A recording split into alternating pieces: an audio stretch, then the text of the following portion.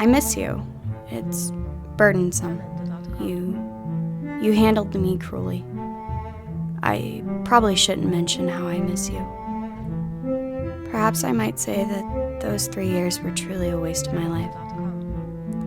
Every optimistic notion from the connection is still fresh in my mind. However, I no longer remember many of the horrid memories. They are nowhere to be found. That is a characteristic of trauma. I can't comprehend the motive of grieving you. It was dreadful how you used me. You don't think of me much. I belonged to you. I was a corpse. I do, however, miss your presence, your gestures, and your statements. I miss the way you used to imprison me. You would assault my body persistently. I miss your encouraging remarks that you used to voice. But when you would criticize me, you would leave me feeling miserable, commanding me, manipulating me, dominating me, feeling as though I had no other options.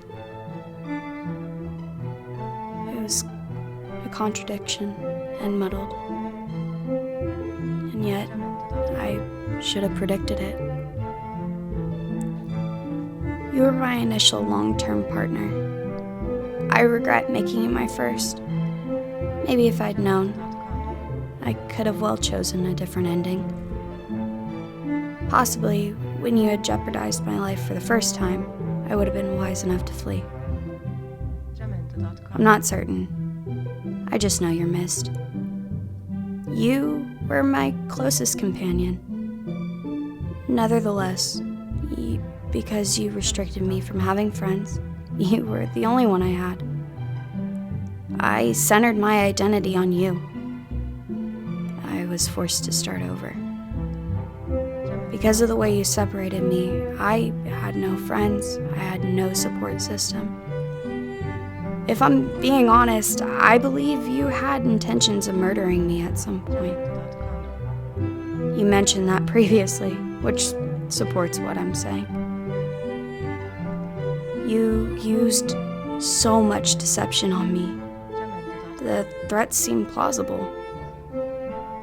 When I spoke with the abuse helpline, I couldn't believe what I was hearing. They confirmed my emotions.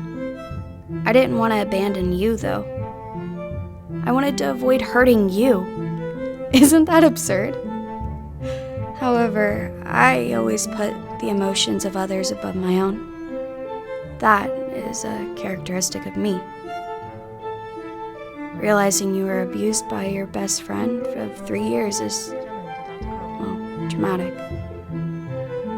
And now, when you're forced to say goodbye, you resist doing so because you find it difficult to envision your life without them.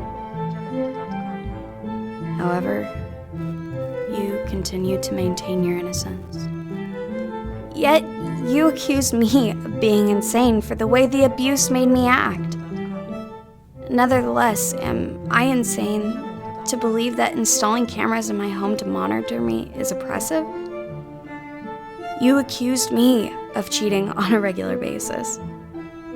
Despite the fact that you always knew where I was, you would still question me. Living in that style is unhealthy. But now that I've experienced the abuse, I'm fucked up. And 2 months later, you're already walking away in a new relationship. But I can't assist her. I have managed to survive you. Now it's her chance.